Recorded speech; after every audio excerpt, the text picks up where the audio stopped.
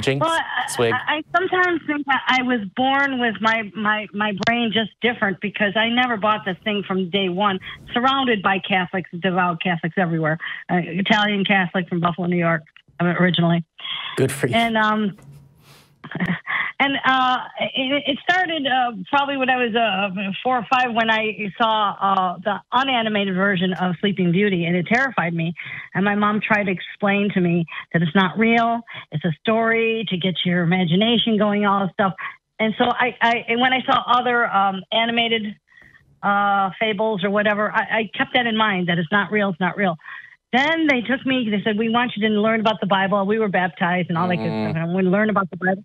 They took me to the movie, The Bible, when I was 6 years old. And I afterwards said, I don't believe that's it. This is a bunch of bull. Are we talking Charlton Heston? Was Charlton Heston in the movie The Bible? I think that was the Ten Commandments. Was it an animated film or a... No. Or were the actors animated? No, 65, I think.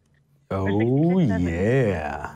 Eric's got his Google game on fleek. Okay, well, if you ever get to see the movie, it covers, like the flood and all kinds of stuff. It was pretty, to me, unbelievable. And so then when I was 8 years old, my father's first cousin came from Italy, and he was a priest in the Vatican. He was a spiritual advisor, not at that time, it was past that time, spiritual advisor to Pope John. So he was a big muckety-muck. And a bunch of my Italian relatives all got together with him and decided to take away my atheism, and figuring if I had to talk with him, that would take care of it all. In fact, little did they know.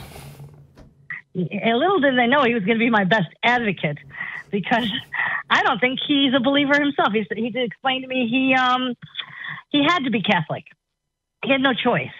And because he asked me why I didn't, and I said, because I don't believe in them. I'm getting mad at adults for lying to me. I just don't believe in all these fables. And he goes, he had to be Catholic, but I didn't have to be.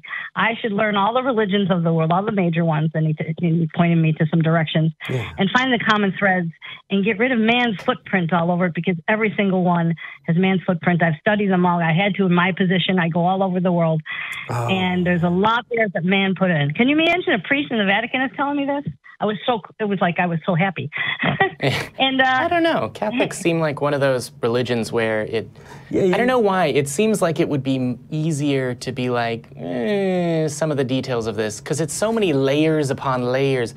Like the catechism is so freaking thick, and then there's all the laws of the Vatican, where it's like, oh, you have to believe definitely that the legal authority of the Pope, after there's no Pope, but while they're waiting for the next one, divinely passes specifically to this person, and God decided that at some point, and not us, we promise. But if we vote enough, it changes, because God, right? That's because God is voting. You know what's funny? But is, I was so fortunate. Be divine, vote. Yeah. Well, my experience actually is close to you, except it was a rabbi that I was speaking to that told me that. Oh, I have a story with a rabbi as well. So yeah, But it got even better than that. He really did save my butt, because he went. He took me in front of all the Catholic relatives. Like, is she going to hell? Is she going to hell? Because Karen is not going to hell. Matter of fact, I gave her specific instructions, and nobody is to get in her way. She's going to be reading all the major holy texts, and she's going to learn all about the Bible.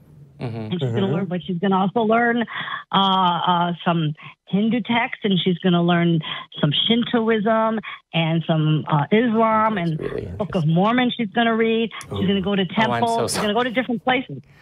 Can you believe this? She's going and you leave her alone. Did you check out the Tao? And they said, she has a lot of spirituality, more than you guys, so leave her alone. And they did. How's that for lucky?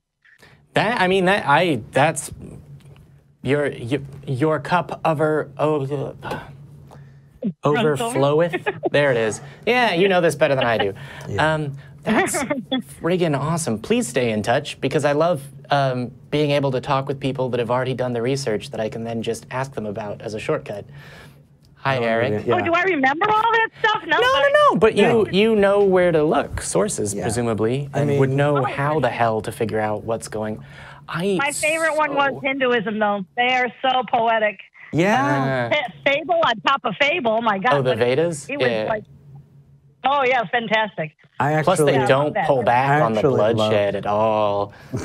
And then he murdered 1,000 babies. The Tao was my favorite. Yeah. I think I took a lot from that. And, Great stories.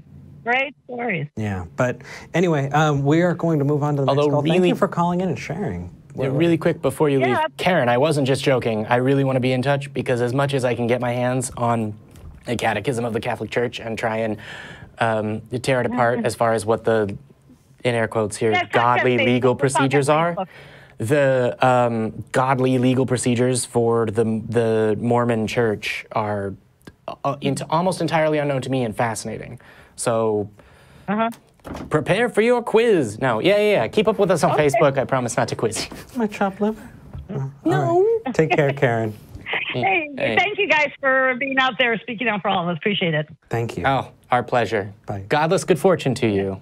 Is that a thing you're trying to start? I thought of it today after the show started, and I'm going to say it at least once more. You picked the last two. I'm picking